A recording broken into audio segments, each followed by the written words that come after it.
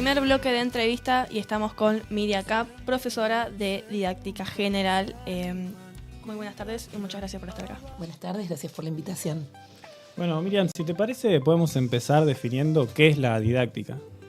Bueno, es una gran pregunta porque habitualmente se confunde didáctica con dinámica, lúdica, juegos, entretenimientos. Y cuando dicen qué didáctico que es o qué didáctica que es esa persona, en realidad están refiriéndose a una actitud. La didáctica, en realidad, que va acompañada con esa actitud también, obviamente, es una disciplina que se concentra en el estudio de las prácticas de enseñanza. Es decir, los que estudiamos e investigamos sobre la didáctica y todas sus influencias, estamos pensando cómo hacer para que nuestros estudiantes aprendan mejor. Pero el objeto de estudio de la didáctica es la enseñanza. Entonces, lo más importante para nosotros es que la gente que se está formando como profesores pueda entender que en el diseño, en la estructura, en la forma, en la cadencia y en la comunicación hay algo que puede facilitar o puede obstaculizar las prácticas de enseñanza. Ahora, la didáctica, el concepto de la didáctica fue cambiando a lo largo de todos estos años, de muchos años, porque no empieza ahora. Ya en el siglo XVII, aproximadamente, un señor que se llamó Juan Amós Comenio, que era un sacerdote, él escribe y define por primera vez, fíjense cuántos siglos hace, qué es la didáctica. Y él dice que la didáctica, decía, es un artefacto universal para enseñarle todo a todos. Y hoy, en el siglo XXI, ponemos en cuestión varias cosas de esa definición. En primer lugar, porque no creemos que sea un artefacto. La didáctica no es una herramienta, no es una metodología, no es una cosa. Es un diseño, es una praxis, es una reflexión. Entonces, nos corremos de la cuestión del método para enseñar, ¿no? Entonces, él dice artefacto universal. Si nosotros nos situamos en el siglo XXI, entendemos que no hay nada de lo que hagamos hoy en nuestras prácticas de enseñanza que pueda ser significativo en Mar del Plata y también en el Congo o en Argelia, porque la enseñanza es situada, entonces de universal la didáctica no tiene nada. Cada lugar, cada entorno, cada contexto y cada época va a orientar sus prácticas de enseñanza de una manera diferente. Y después él dice enseñarle todo a todos, todo. Hoy, con esto de la inteligencia artificial generativa, las transformaciones culturales, internet, entendemos que no hay un todo a ser enseñado. Es imposible hacer asequible y acercar el todo a todas las personas. Entonces ya vamos desagregando el concepto de didáctica y finalmente dice a todos. Y nosotros no podemos enseñarle todo esta vorágine de información, que no necesariamente es conocimiento, pero de datos, a todas las personas. Lo que sí podemos recuperar de esa definición de Comenio, que a mí me parece interesante, es que como docentes, desde el punto de vista didáctico, tenemos dos obligaciones. Una obligación ética con nuestros estudiantes y una obligación epistemológica, es decir, referida al conocimiento. Y en ese pivote, entre esas dos columnas que tiene nuestras obligaciones como docentes, sí tenemos la obligación, y acá recupero al señor Comenio, de enseñarle todo lo que vinimos a enseñar, todo, ¿no? Lo que vinimos a enseñar, esos conceptos centrales, a todas las personas presentes en este momento, en este aula. Entonces recuperamos un poco ese todo y todos de Comenio, llevándolo a la dimensión de mi práctica de enseñanza, de mi disciplina, de mi aula, de mi clase, que necesito, quiero, deseo, y es mi obligación, que todas las personas presentes aprendan. Entonces esto es de alguna manera la didáctica, es esta reflexión sobre las prácticas de enseñanza, que son siempre situadas en determinados contextos, y que además de reflexionar, crea teoría y realiza, en algunos momentos, algunas propuestas situadas. Hablabas de inteligencia artificial. ¿Cómo modificó estas nuevas tecnologías a la didáctica? Bueno, mucho. La didáctica, yo te decía que se va adaptando a las... Debería adaptarse, jugar y dialogar con las transformaciones culturales. No todas las perspectivas de la didáctica van a afirmar esto que te estoy diciendo, porque hay algunas que son más instrumentales, otras están más centradas en el método. Sin embargo, la perspectiva que nosotros tenemos de estos nuevos agenciamientos del campo de la didáctica involucran estas transformaciones culturales. ¿Cómo la inteligencia artificial influye en la didáctica hoy? Principalmente hay un punto central que es en las producciones de nuestros estudiantes, en la elaboración de las consignas de los docentes. cotidianas, ¿no? Armen un cuadro, produzcan un texto, pero también, fundamentalmente hoy, lo que está hackeado, lo que está intervenido, lo que está cuestionado, son los procesos de evaluación con la incorporación de la inteligencia artificial generativa. Y muchos docentes dicen que, primero que las prohíben, lo cual ya es inusitado porque las usamos todos, las usan los estudiantes, las usan los docentes, y dicen que los estudiantes se copian por la inteligencia artificial y que ya no producen. Entonces lo que hay que hacer, de nuevo, como decíamos en otra ocasión, hay que empezar a cambiar las consignas y hay que redefinir qué entendemos por evaluación y alejarla un poquito del examen. Sabemos que a veces la inteligencia artificial generativa, más que nada, suele como alucinar cuando ya le cargaste mucha información y pregunta tras pregunta.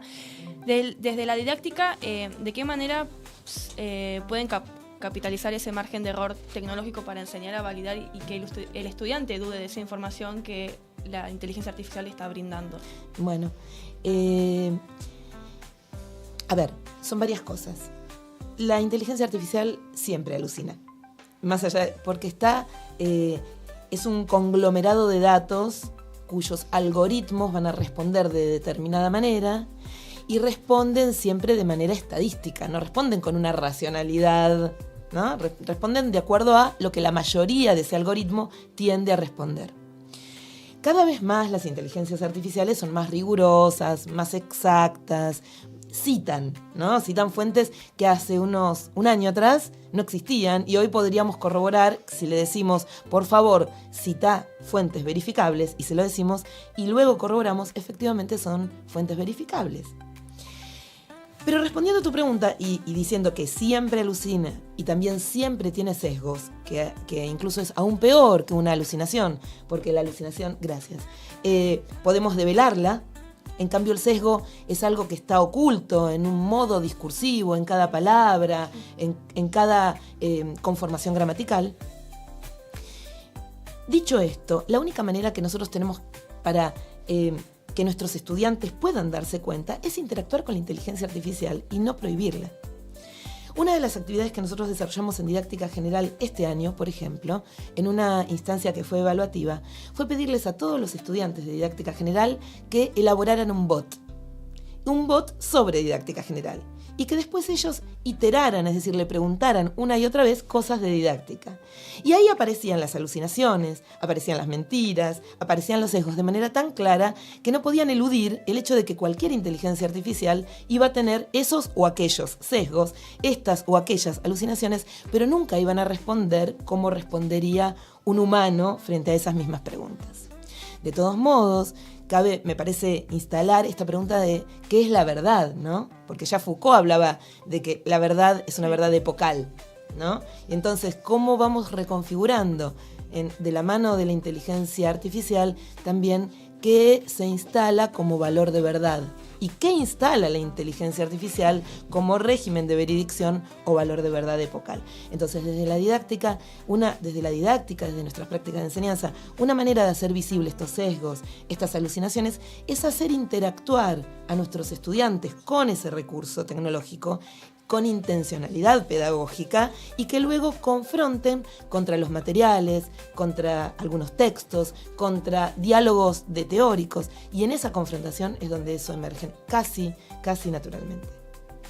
Y hablando un poco, que lo hablamos en la previa antes de arrancar el programa, habíamos mencionado el uso de no solamente la inteligencia artificial más conocida, ChatGPT, sino diferentes inteligencias artificiales, las cuales vos les podés cargar fuentes propias y de ahí te pueden llegar a hacer resúmenes.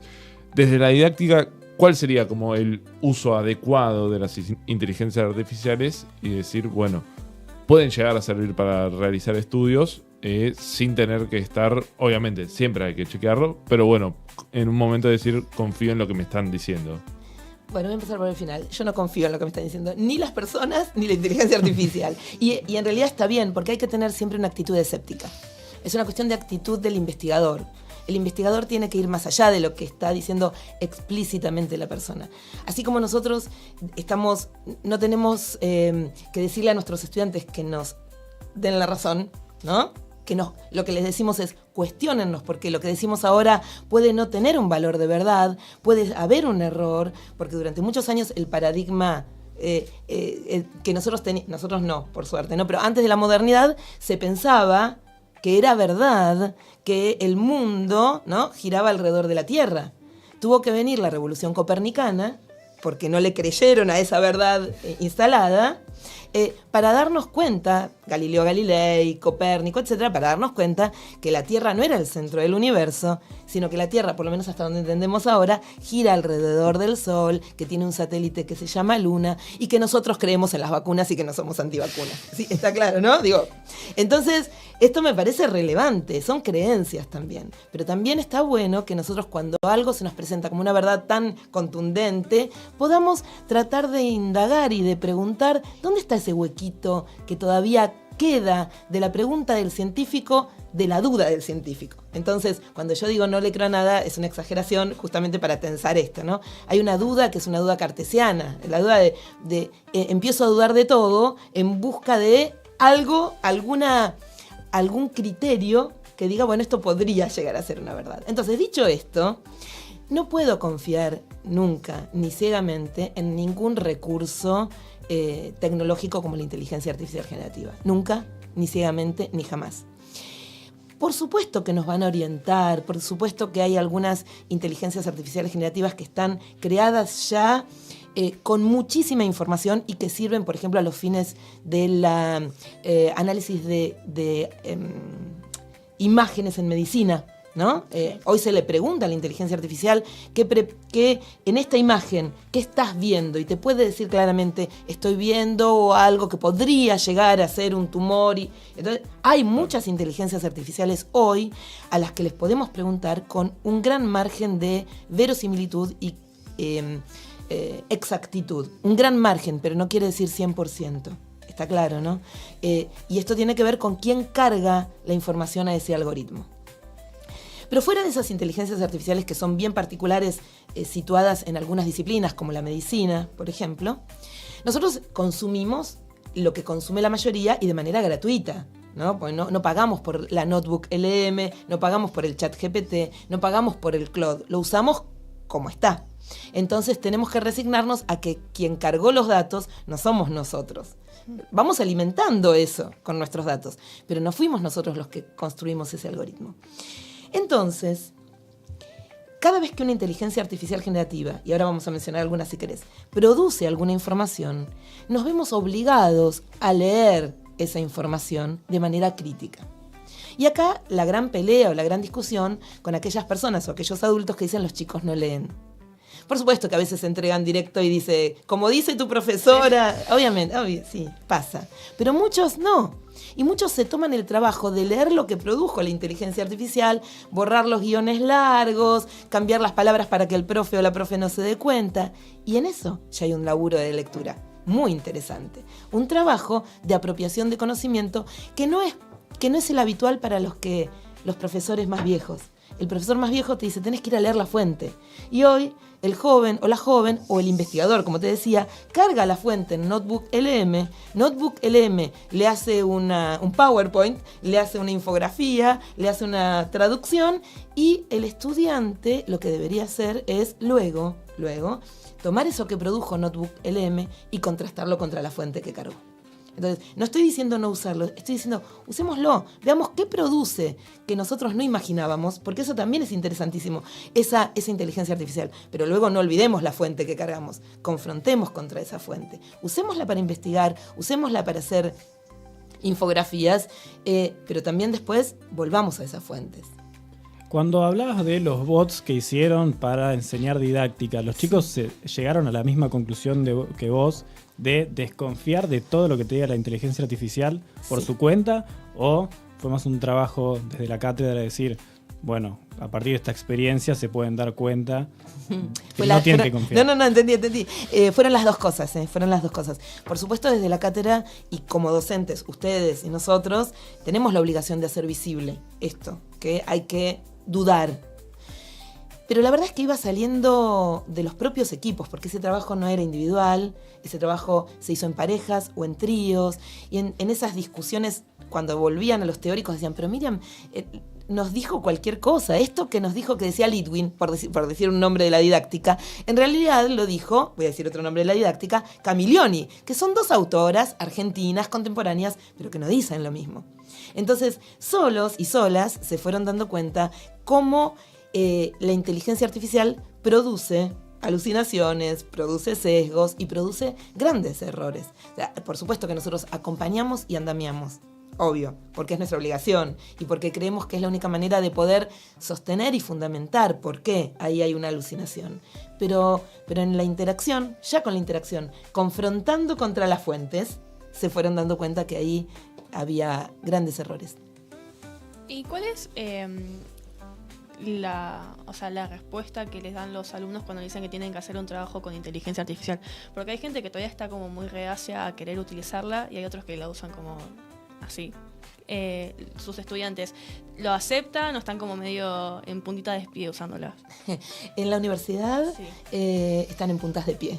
Es muy raro que yo quiera usar, que tengo casi 60 años, quiero usar inteligencia artificial y las invito y mis estudiantes están en puntas de pie. Pero las razones que argumentan para estar en puntas de pie son razones, como decíamos antes, muy razonables, razones que hay que atender, razones que interpelan al capitalismo de datos, al uso de nuestros datos, razones que interpelan a la ecología. Ellos dicen, no usemos inteligencia artificial generativa porque, Miriam, vos nos mandás a usar inteligencia artificial generativa y vos sabés la cantidad de frío que necesita una inteligencia artificial generativa para poder mantenerse. Y es cierto. O sea que sus razones son razones conceptuales e ideológicas bien fundadas, Claro. no son caprichosas. Eso es lo interesante. Pero frente a esos argumentos que no son caprichosos y que están muy bien fundados y que comparto por otro lado, ¿no? Podemos hablar del tecnoceno y que comparto, también hay algo que es real y que se nos impone. Sus estudiantes, los estudiantes de ellos y ellas, las están usando.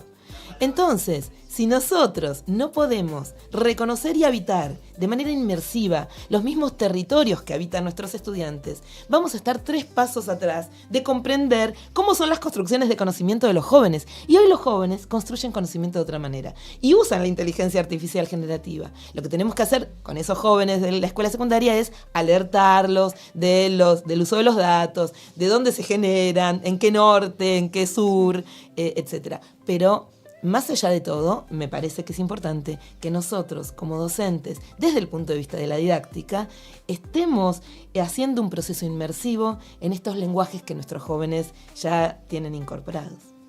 Y esto que mencionaba también Eugenia, que mencionabas vos, que hay chicos que tal vez la usan por demás. Se viralizaron muchos clips hace un par de años de influencers que la usaban como psicólogo, que la usaban de nutricionista, y también hay que hacerle entender que no todo es malo, pero tampoco puedes usarla como psicólogo, como si fuera tu amigo, una inteligencia artificial.